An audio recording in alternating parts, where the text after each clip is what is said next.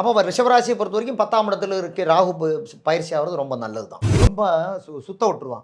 கோவில்கள்லாம் நிறைய போக வேண்டிய வாய்ப்புகள் உருவாக்கும். தேவையில்லாத வாகனங்கள் செலவழித்து விட்டுறலாம். இப்போ அவங்களுக்கெல்லாம் அந்த யோக திசையாக இருந்தால் பிரச்சனையே கிடையாது. 10ஆம் இடம் நல்லா இருக்கா, லக்னாதிபன் நல்லா இருக்கா, 5ஆம் இடம் நல்லா இருக்கா, சொந்த தொழில்னா 1, 5, 10 சம்பந்தம் ரொம்ப முக்கியம்.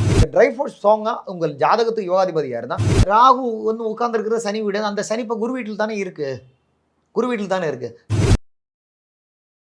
சார் ரிஷபராசிக்கு எப்படி இருக்குன்னு சொல்லுங்க சார். இப்போ ரிஷபராசியை பொறுத்த வரைக்கும் இப்போ ரிஷபராசிக்கு வந்து 4ஆம் இடத்துல கேதுவும் 10ஆம் இடத்துல ராகுவும் வர்றாங்க. இப்போ 10ல் ஒரு பாபி இருந்தாலும் சிறப்புன்னு சொல்லும். அப்போ ரிஷபராசியை பொறுத்த வரைக்கும் 10ஆம் இடத்துல இருக்க ராகு பயிற்சி ஆகிறது ரொம்ப நல்லது தான். அதில் மாற்றம் இல்லை. ஏன்னா அவங்களுக்கு இவ்வளோ நாளும் 11ஆம் இடத்துலேருந்து இப்போ 10ஆம் இடத்துக்கு போகிறாங்க. சரி, இப்போ 4ஆம் இடத்துக்கு கேது வருது சார். அவங்களோட அம்மாவோட ஆயுள் ஹெல்த்து மதருக்கு கொஞ்சம் ஹெல்த் இஷ்யூஸ் வரலாம்.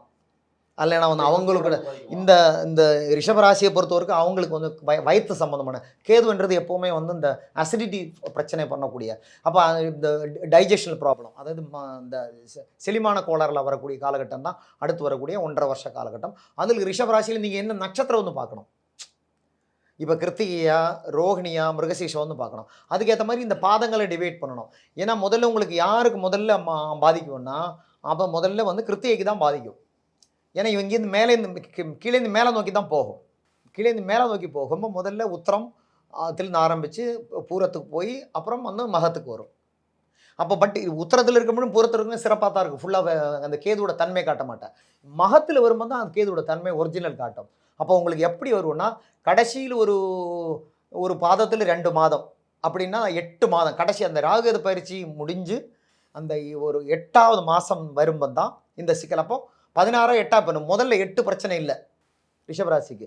அடுத்து வரக்கூடிய 8 தான் கேது ஒரிஜினல் காலுக்கு போகிறாரு. அப்போ இந்த 18 மாதம்னா கிட்டத்தட்ட ஒரு 15ஆவது மாதத்துலேருந்து பிரச்சனைன்னு சொல்லலாமா?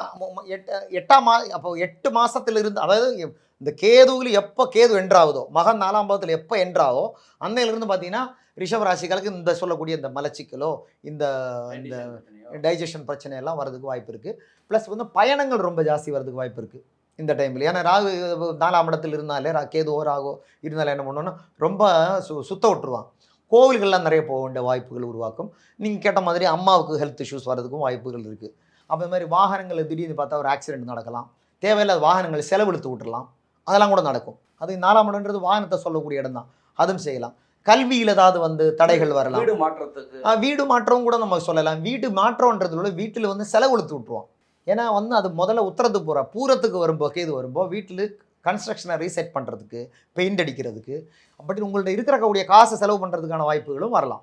குறிப்பாக ரிஷபராசியில் அந்த ரோகிணி நட்சத்திரத்தில் உள்ளவங்களுக்கு அது சிறப்பாக நம்ம பார்க்கணும். ஏன்னா ரோகிணிக்கு வந்து வரும்போது அவனுக்கு 4ஆம் இடத்துல பூரத்துக்கு வரும்போது ரோகிணிக்கு ஆகாதவன் தான் சுக்கிரன். அப்போ இருக்கிற காசை செலவு பண்ணுறதுக்கு ரெடி ஆகிக்கணும்.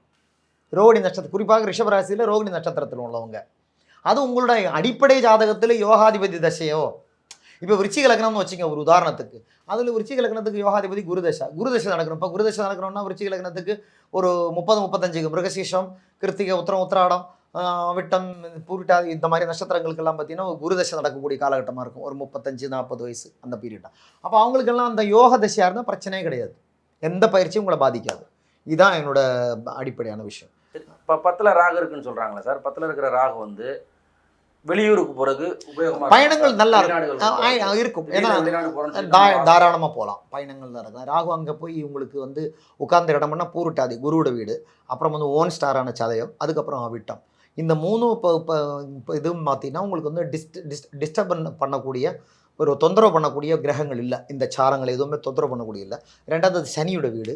சனி இப்போ நல்ல பொசிஷன் தான், மீனத்தில் தான் உட்காந்துருக்கிறாரு. சரி சார், சனியும் ராகும் வந்து நேர் எகென்ஸ்ட் பிளான்னு சொல்லிட்டு நம்ம படிக்கிறோம். அப்போ சனியோட வீட்டில் போய் உட்காந்துருக்க ராகு எப்படி சார் நல்லது பண்ணணும்னு சொல்கிறீங்க? ராகு வந்து உட்காந்துருக்கிற சனி வீடு, அந்த சனி இப்போ குரு வீட்டில் தானே இருக்குது. குரு வீட்டில் தானே இருக்குது. சனி வந்து அமைதியான ஒரு வீட்டில் தானே இருக்குது. அவர் ஒரு மேஷத்தில் நீச்சமாக இருந்தாலோ, இல்லைன்னா ஒரு சிம்ம வீட்டில் பகை வீட்டில் இருந்தாலோ, இல்லை கடகத்தில் இருந்தாலோ கூட நீ இந்த கேள்விக்கு வந்து விளக்கம் சொல்லலாம். இப்போ நீங்கள் சனியை பற்றி கவலைப்பட வேண்டிய அவசியம் இல்லை. இப்போ ராகு சனியை போல் செயல்படுவதுன்னு வச்சா கூட அது கிட்டத்தட்ட உங்களுக்கு வந்து நன்மைகள் செய்யக்கூடிய, இப்போ ராகு சனியை போட செயல்படுனா ராகு சனி செய்ய முடியாத சில விஷயங்களோட உங்களுக்கு நல்லமைகளை செஞ்சு விட்டுருவான். சொந்த தொழில் ஆரம்பிக்கலாமா சார்? இந்த சொந்த தொழில்ன்றது இந்த ராகு கேது பயிற்சியை மட்டும் வச்சு நம்ம பேச முடியாது. நீங்கள் கண்டிப்பாக ஒரு அஸ்ட்ராலஜரை கன்சல்ட் பண்ணி என்ன தசா புத்தி சொந்த தொழில் ஆரம்பிக்கிறது உங்களுக்கு யோகம் இருக்கா, 10ஆம் இடம் நல்லா இருக்கா, லக்னாதிபன் நல்லா இருக்கா, 5ஆம் இடம் நல்லா இருக்கா, சொந்த தொழில்னா 1 5 10 சம்பந்தம் ரொம்ப முக்கியம்.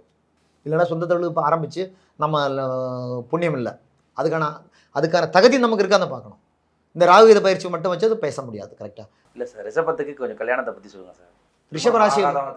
ரிஷபராசியை பொறுத்த வரைக்கும் கல்யாணத்துக்கு இப்போ வந்து பெருசாக ஒன்றும் பாசிட்டிவாக சொல்கிற மாதிரி இருக்காது. ராகுகேது பயிற்சிகளை வச்சு மட்டும்.